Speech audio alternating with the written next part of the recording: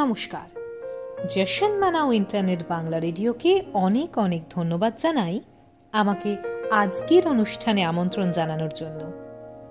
আজ স্বাদে আহ্লাদে অনুষ্ঠানে এমন এক পদের কথা বলবো যা বাঙালির উৎসবের দিনগুলোকে জমিয়ে দিতে পারে বেশ।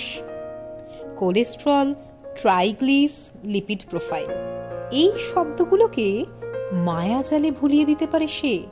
হ্যাঁ, সেই মাটন। ডাক্তারের নিদান, রিপোর্টের নিষেধাজ্ঞা ভুলে ভাতের পাতে সে এলে খিদেটা যেন চঞ্চনিয়ে ওঠে।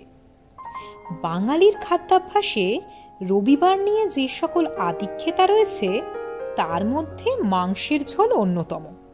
আর কে না জানে, শরীর বাঁধ না সাধলে বাঙালি মাংস বলতে বোঝে মাটন কি।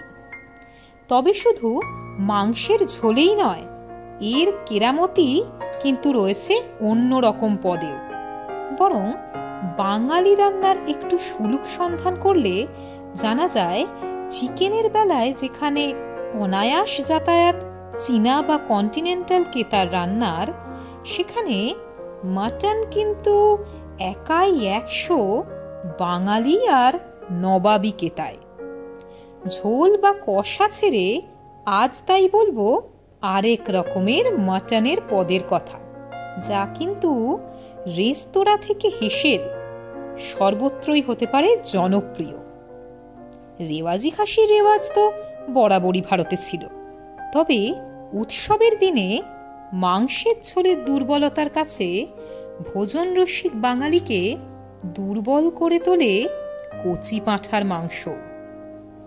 মুঘল দরবারের হেসেলে মাটনের কদর ছিল খুব। আর ইতিহাস ঘেঁটে দেখলে জানা যায়, নবাব ওয়াজেদ আলী শাহের হেসেলের কয়েকজন বাবুর্চি কলকাতায় এলে তাদের হাত ধরে লখনৌয়ের খাবার ছড়িয়ে পড়ে কলকাতার হেসেলে। যাক, এবার জেনে নেওয়া যাক এই নবাবি রান্নার রেসিপির কথা।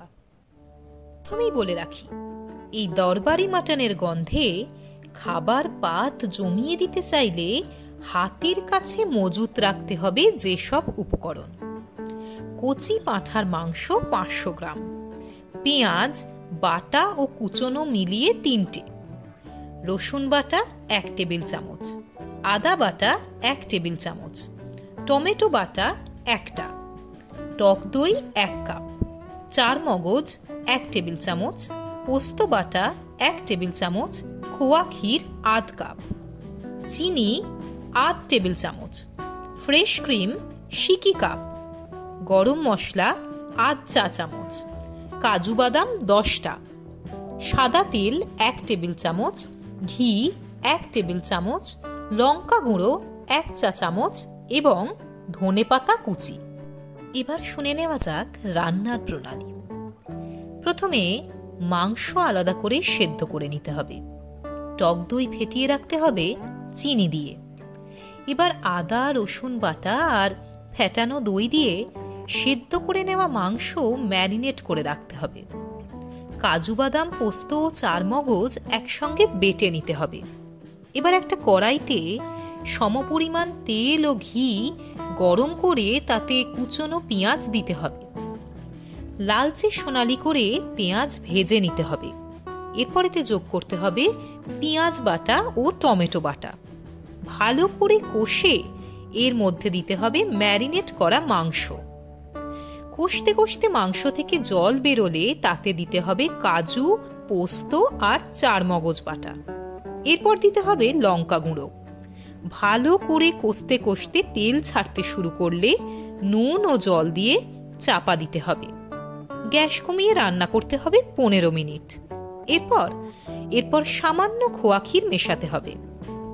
গ্রেভি ঘন হলে নামানোর আগে দিতে হবে গরম মশলা। রান্নার শেষে ফ্রেশ ক্রিম ও ধনেপাতা কুচি দিয়ে সাজিয়ে গরম গরম পরিবেশন করতে হবে পোলাও কিংবা ভাতের সাথে। তাহলে আজ কিন্তু শুনে নিলাম মাটনের একদম অন্য রকমের একটা রেসিপি। আজকের মতো বিদায় নিতে হবে, তবে কথা দিচ্ছি আবার ফিরবো এরকমই নতুন কোনো রেসিপি নিয়ে। ততদিন সুস্থ থাকুন, ভালো থাকুন আর শুনতে থাকুন জশন মানাও।